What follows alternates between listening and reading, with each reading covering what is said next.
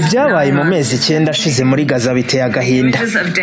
Amashusho y'abana bapfuye, abantu bashonje cyane bahora bahunga kubw'umutekano wabo. Rimwe na rimwe ugasanga bakuye mu byabo ku nshuro ya kabiri, ya gatatu cyangwa ya kane. Ntabwo dushobora kwirengagiza isura y'ibi byago. Nta nubwo dushobora kwemera gucika intege kubw'abo bababara. Kandi sinzaceceka.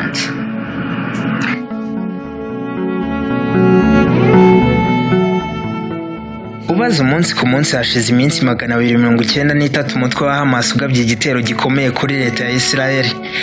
Ni igitero cyahinduye ibintu mu buryo abanya-Israel batatekerezaga, kubera ko isi ntiyongeye kumera nk'uko yari imeze mbere y'iki gitero.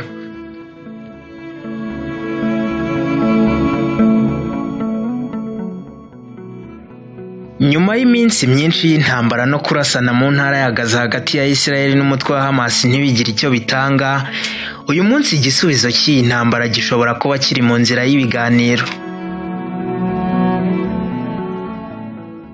Ku itariki ya 26 Nyakanga umwaka wa 2024, Minisitiri w'Intebe wa Israel Benjamin Netanyahu yasuye uwahoze ari perezida wa Leta Zunze Ubumwe za Amerika Donald Trump. Niwe mu rugo ahitwa Mar-a-Lago, ni muri leta ya Florida. Uru ruzinduko rwari rugamije kuganira ku kuzahora umubano hagati y'ibihugu byombi, ariko no kwiga ku kibazo cy'intambara ishyamiranyije Israel n'umutwe wa Hamas, ndetse n'ikibazo cy'umutekano muke wabaye akarande mu burasirazuba bwo hagati.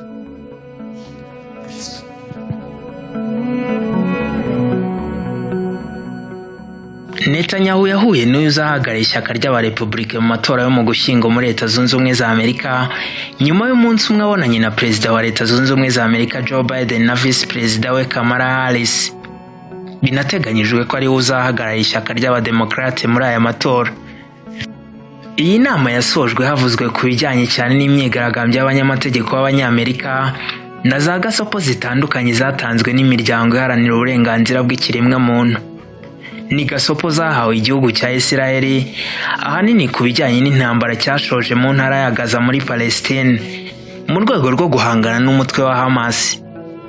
Ubwo Trump yahuraga na Netanyahu ndetse n'umugore we Sarah, yabasuhuje mu magambo yumvikanamo kunenga vice perezida Kamala Harris wari wagaragaje impungenge mu magambo yavugiye mu itangazamakuru nyuma yo guhura n'umuyobozi wa guverinoma ya Israel ku bijyanye n'umubare w'abasivile ndetse n'abanyapalestine bakomeje guhitanwa n'ibitero by'iki gihugu. Yavugaga ko ibitero Israel ikomeza kugaba mu ntara ya Gaza birushaho guhitana inzirakarengane z'abantu batazi n'iby'intambara. Ibi ngibi rero Trump yarabyitwaje aramunyega, ndetse avuga ko amagambo ye yuzuyemo kwishongora ndetse no kutubaha. Donald Trump ati, ndatekereza ko ayo magambo yari ukubahuka rwose, nta kinyabupfura kiyarimo.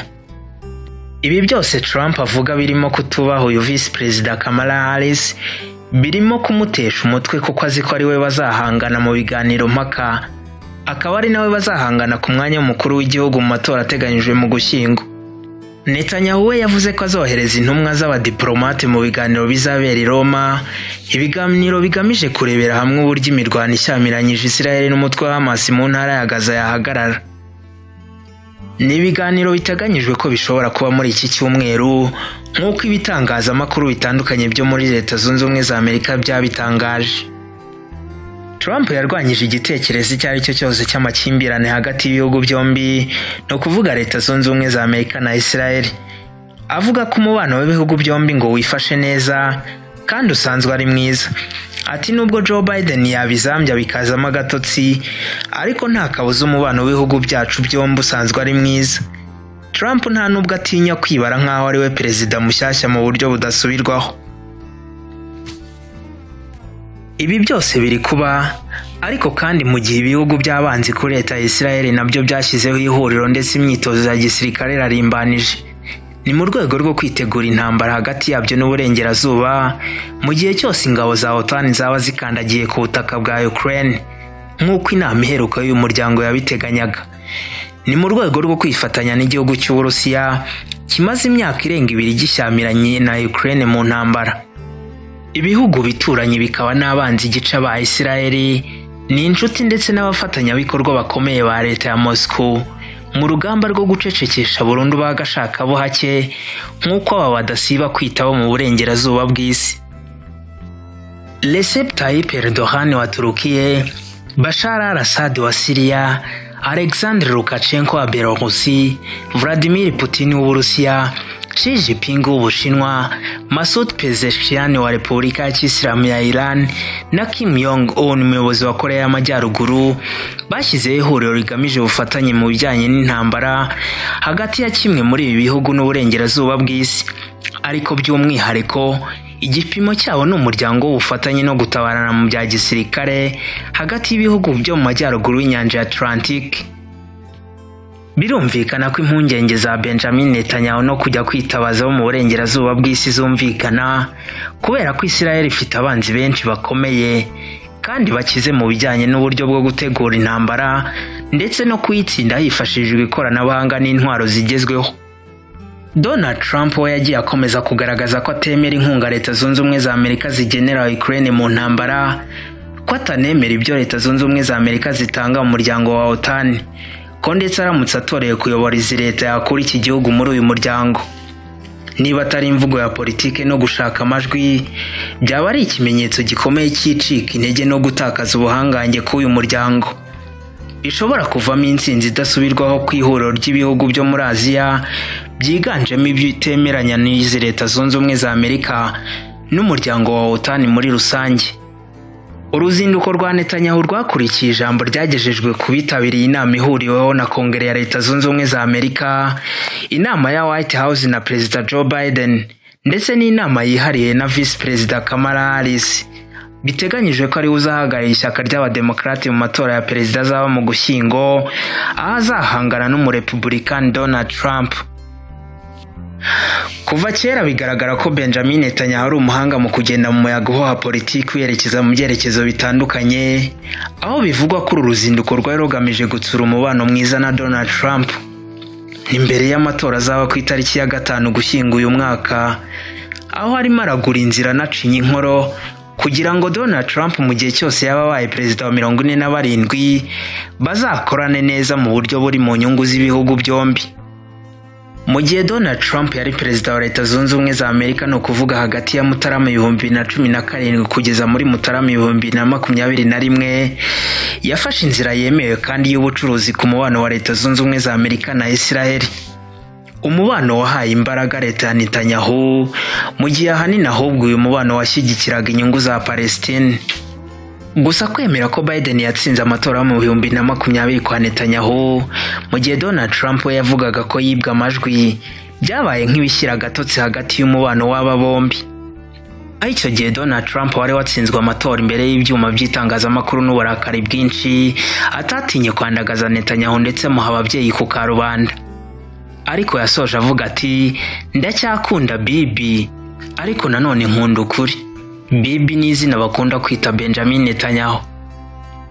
Mu mbwirwaruhame yavugiye muri Kongere, Netanyahu yafashe umwanya wihariye kugira ngo agaragaze ibikorwa byinshi byakozwe na Donald Trump mu gihe yari akiri ku butegetsi, harimo no guhuza amasezerano ya Abraham, aho leta ya Israel yashyizeho umubano n'ibihugu byinshi by'Abarabu, ndetse n'icyemezo cyafashwe cyo kwimura ambasade ya Leta Zunze Ubumwe za Amerika ikavanwa i Tel Aviv ikajyanwa i Yerusalemu. Akanemera ibyavugwaga na Israel ku kwigarurirwa kw'imisozi ya Golani na leta ya Syria, ahashinze ibirindiro bikomeye by'igisirikare cy'iki gihugu, ari naho gitegurira ibitero bikomeye ku bihugu by'abanzi. Uruhererekane rw'imisozi ya Golani ni kamwe mu duce dukomeye cyane mu burasirazuba bwo hagati, ahanini bijyanye n'icyo Syria ishobora kuhategurira mu rwego rw'igisirikare.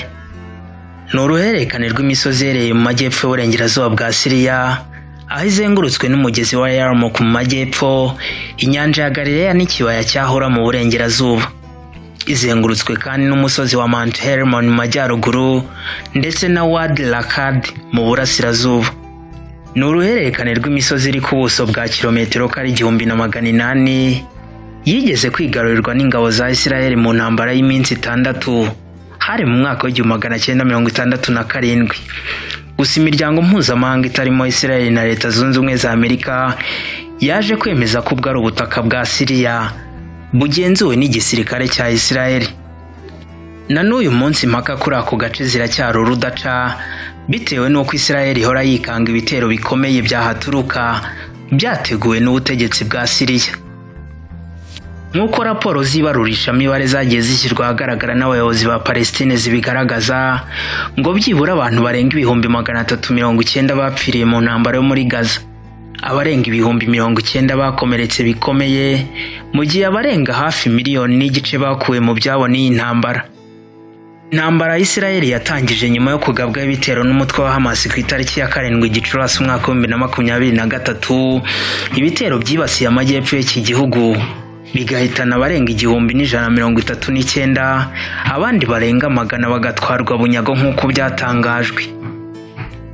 Vice Perezida Kamala Harris mu gihe cy'imbwirwaruhame y'imbere ya Kongere ya Leta Zunze Ubumwe za Amerika mu ruzinduko Netanyahu yari yagiriye muri iki gihugu, ati iyi ntambara ikwiye guhagarara rwose abantu bakabona uburenganzira n'ubutabera. Mu magambo yati ibyabaye mu mezi 9 ashize muri Gaza biteye agahinda. Amashusho y'abana bapfuye, abantu bashonje cyane bahora bahunga kubw'umutekano wabo. Rimwe na rimwe ugasanga bakuye mu byabo ku nshuro ya 2, ya 3 cyangwa ya 4. Ntabwo dushobora kwirengagiza isura y'ibi byago. Nta nubwo dushobora kwemera gucika intege kubw'abo bababara. Kandi sinzaceceka. Gusa mu ntangiriro z'iyi ntambara, ubutegetsi bwa Perezida Joe Biden bwatangaje ku ikubitiro ko bushyigikiye leta ya Israel mu byo bitaga kwitabara no kwirwanaho kubera ko bari batewe. Ati leta ya Israel yatewe kandi ikwiye kwirwanaho. Twebwe nka Leta Zunze Ubumwe za Amerika reka tubatangarize ko turi ku ruhande rwa Israel. Ntabwo tuzayitenguha na gato. Tuzayifasha haba mu kuyiha intwaro ndetse n'ikindi cyose cyashoboka kugira ngo ihangane n'umutwe wa Hamas. Uwo yari Perezida Joe Biden. Muri iki cyumweru, Amnesty International yavuze ko itanga imburo ko Israel yakoresheje intwaro zikomoka muri Leta Zunze Ubumwe za Amerika mu byaha by'intambara n'ibyibasiye inyokomuntu mu ntara ya Gaza, kandi ko Leta Zunze Ubumwe za Amerika zizabarwaho uruhare rukomeye mu yandi makosa azakoreshwa izi ntwaro. Ku wa 4 Netanyahu yahuye na Vice Perezida Kamala Harris, biteganyijwe ko ari nawe uzahagarara ishyaka ry'abademokarate mu matora azaba mu Gushyingo, aho azahangana n'umurepublikani Donald Trump.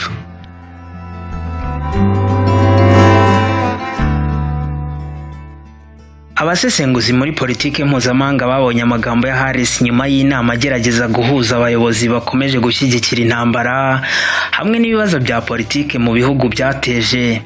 Yavuze ko intambara atari ikibazo cya 0 gusa, no kuvuga gutsinda no gutsindwa, atahubwo hari n'izindi nzira zirimo n'inzira y'amahoro ishobora guca mu biganiro abantu bakabona umuti urambye w'intambara.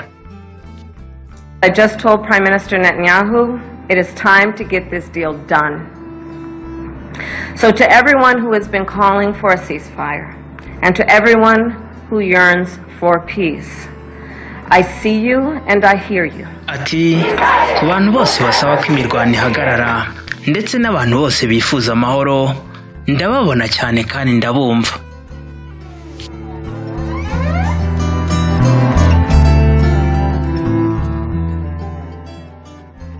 Ibi byose ntibibura kujyana n'imyigaragambyo y'abashinja Netanyahu ibyaha by'intambara n'ibyibasiye inyokomuntu, ari nako bamusabira gutabwa muri yombi akavanwa ku butegetsi ndetse agafungwa nk'abandi banyabyaha bose. Ni ukubitega amaso. Gusa bo mu burasirazuba bw'isi, no kuvuga abatavuga rumwe nabo mu burengerazuba, bo baryamiye amajanja bameze nk'igicu kibuditse gishobora gutanga imvura igihe icyo ari cyo cyose. No gutegereza tukareba.